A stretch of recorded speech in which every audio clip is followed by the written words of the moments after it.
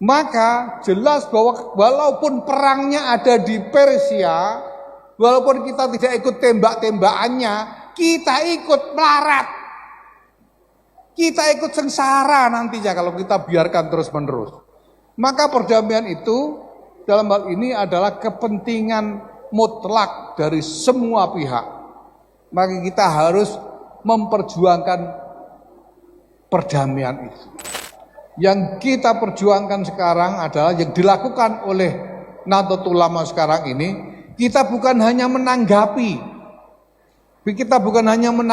berbagai macam isu ya, terkait internasional misalnya.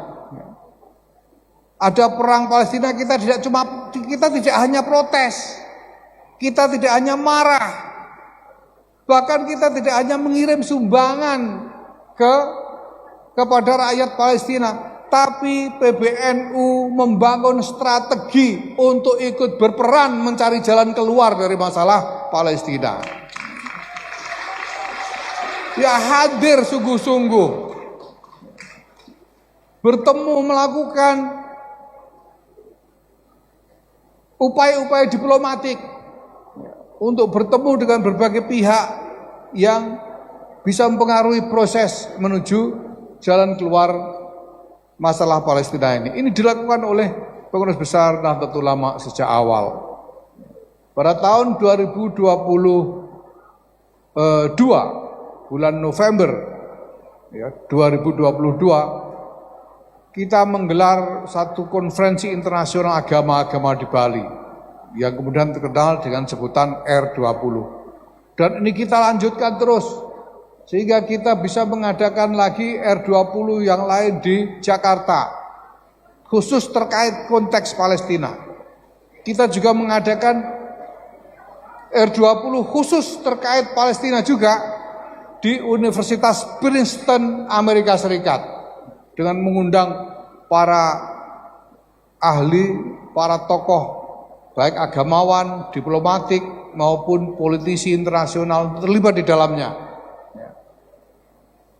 Ini bukan main-main, karena Princeton itu universitas yang rankingnya nomor 1 seluruh dunia menurut QS World. Nomor 1 itu Princeton, nomor 2 itu Imperial College di London, Inggris, nomor 3 itu Stanford University di California.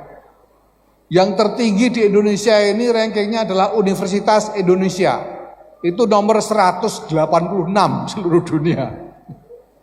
Dan ini Princeton ini ranking 1. Dan Nahdlatul Ulama berhasil menggelar konferensi di universitas nomor 1 di dunia, yaitu Universitas Princeton. Sebagai upaya apa? Upaya nyata kita, ya, ikhtiar nyata, sungguh-sungguh bekerja, bukan cuma ngomong, bukan cuma protes, bukan cuma melampiaskan marah, tapi betul-betul bekerja, bicara dengan pihak-pihak, mengkampanyekan gagasan-gagasan untuk mengarah kepada jalan keluar dari masalah-masalah kemanusiaan, terutama konflik-konflik yang terjadi di sana sini, dan lebih utamanya lagi konflik yang masih berlangsung di Palestina. Ini semua adalah upaya nyata yang kita lakukan karena kita sudah menetapkan bahwa dalam peran internasional NU harus sungguh-sungguh hadir, harus sungguh-sungguh ikut serta, harus sungguh-sungguh berjuang di lapangan untuk mencari solusi. Nah, dalam kerangka itu Bapak Ibu sekalian, maka apapun sarana yang bisa kita gunakan untuk mencapai tujuan, dan sarana itu tidak haram, ya, selemah apapun, walaupun kita mungkin melihat sarana ini terlalu kecil, terlalu lemah, sarana ini tidak boleh kita tinggalkan. Karena kalau kita meninggalkan sarana, itu artinya kita meninggalkan tujuan. Ya. Jadi misalnya kalau kita mau menggali tanah, tujuannya menggali tanah, entah untuk mengubur jenazah atau untuk menanam pohon, ya. Tapi kita punya kepentingan untuk menggali tanah, kita perlu gali tanah ini. Padahal nggak punya skop, nggak punya cangkul, punyanya sendok. Ini sendok kita buang apa kita gali tanah pakai sendok? Kalau memang kita punya cuma sendok, kita gali tanahnya dengan sendok karena tujuan kita adalah menggali tanah. Kalau sendok kita buang, itu berarti kita meninggalkan tujuan menggali tanah. Kita gak jadi menggali tanah. Iya gak? Tujuan kita dalam melakukan berbagai macam hal ini tujuannya apa? Tadi malam saya ikut diundang dalam satu pertemuan yang panjang bersama Presiden Prabowo Subianto, dan salah satunya adalah bicara tentang Dewan Keamanan yang dibentuk dan Indonesia menjadi anggotanya bersama dengan Amerika dan negara-negara Arab lainnya, dan kaitannya dengan perang atau serangan Amerika kepada Iran. Ya, Amerika bersama Israel menyerang Iran sehingga membunuh Imam Ali Khamenei, dan dibalas Iran dengan menyerang pangkalan-pangkalan Amerika di seluruh Timur Tengah. Tadi malam Pak Presiden bicara panjang lebar mengenai hal ini.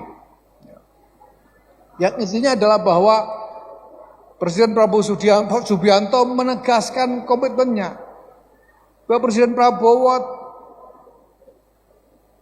akan melakukan apapun, menempuh peluang apapun yang ada untuk mengupayakan perdamaian, khususnya perdamaian Israel-Palestina dan perdamaian di kawasan Timur Tengah.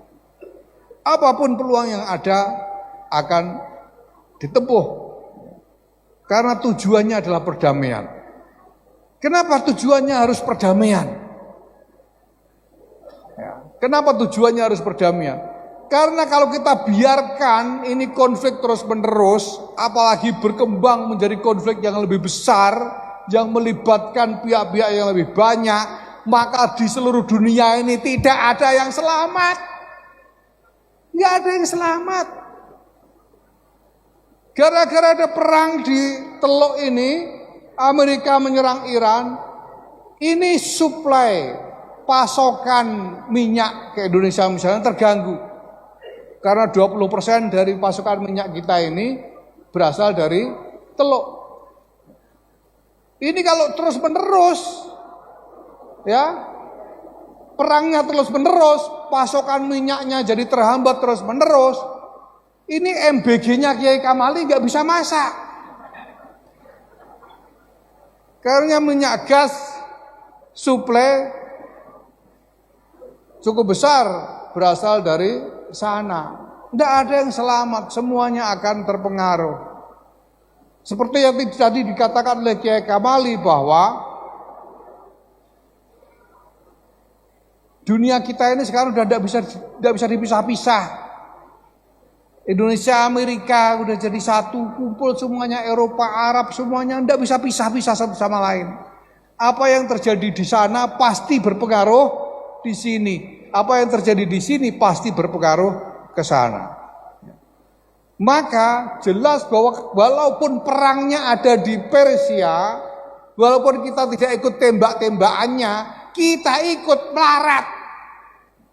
Kita ikut sengsara nantinya kalau kita biarkan terus-menerus. Maka perdamaian itu dalam hal ini adalah kepentingan mutlak dari semua pihak. Maka kita harus memperjuangkan perdamaian itu.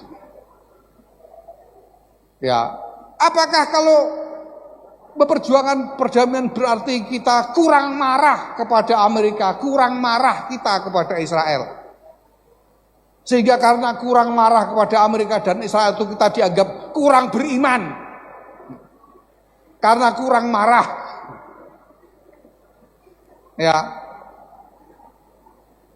Nah, ini bukan soal marah nggak marah. Ini bukan soal marah atau tidak marah. Apapun juga ketidakadilan pasti akan memicu rasa keberatan bahkan marah kepada pelakunya, termasuk kepada Amerika dan Israel yang melakukan ini semua. Tetapi masalahnya adalah bahwa kita punya kepentingan universal, kepentingan semua orang untuk mengupayakan perdamaian demi keselamatan semua orang. Dan memang pasti tidak mudah, karena di dunia ini ada aja orang yang nggak jelas apa maunya, pengennya bikin gara-gara itu ada. Ya. Di Cianjur sini ada apa enggak? Nggak ada masalah apa-apa, pengen bikin gara-gara padahal nggak ada masalah. Cuma mau bikin rame aja. Udah pernah ketemu orang macam begitu nggak? Hah? Pernah ketemu orang macam begitu? Wah, kalau saya sering ketemu begituan. Itu ada. Orang yang dia itu merasa dia bisa terus hidup kalau orang lain celaka, itu ada. Orang yang bisa berpikir bahwa dia bisa naik kalau orang lain jatuh, itu ada. Mereka ini yang bikin gara-gara masalah di mana-mana ini. Bukan cuma di Iran, di Cianjur juga ada. Di Jakarta juga ada yang begitu-begitu. Kita tidak boleh hanya memperturutkan marah. Kita harus berpikir tentang kebaikan semua orang, kemaslahatan semua orang. Dan menempuh upaya apapun yang mungkin untuk kemaslahatan semua orang. Kalau disalahpahami, misalnya sampai dengan dicaci maki, tidak masalah. Kenapa? Karena yang akan melihat semua ini bukan sesama manusia, tetapi yang akan menyaksikan adalah Sang Maha menyaksikan, Sang Maha waspada, Allah Subhanahu wa Ta'ala. Karena apabila kita melakukan semua khidmah kita di dalam Nahdlatul Ulama ini dengan niat untuk meneruskan silsilah barokah dari para muassis, dan sungguh-sungguh kita bersihkan hati kita untuk itu, insya Allah barokah dari Jam'iyah Nahdlatul Ulama ini akan mengalir dan terus-menerus meluber untuk kita semua, dan juga meluas kepada segenap bangsa dan negara, bangsa Indonesia yang kita cintai ini, dan mudah-mudahan insya Allah juga meluas sampai kepada seluruh umat manusia. Allahumma amin. Maka dengan penuh syukur saya menyambut gembira, saya sudah potong pita tadi di dapurnya SPBG Al-Ittihad, ya. Maka saya menyatakan ikut bersukacita dan ikut berharap bahwa SPBG Al-Ittihad ini sungguh-sungguh akan menjadi SPBG yang berkah, membawa manfaat, maslahat untuk para santri. Para santri tidak hanya menjadi lebih sehat, tapi sekali lagi juga menjadi lebih sakti. Allahumma amin. Terima kasih. Wallahul muwaffiq ila aqwamit thoriq. Wassalamualaikum warahmatullahi wabarakatuh.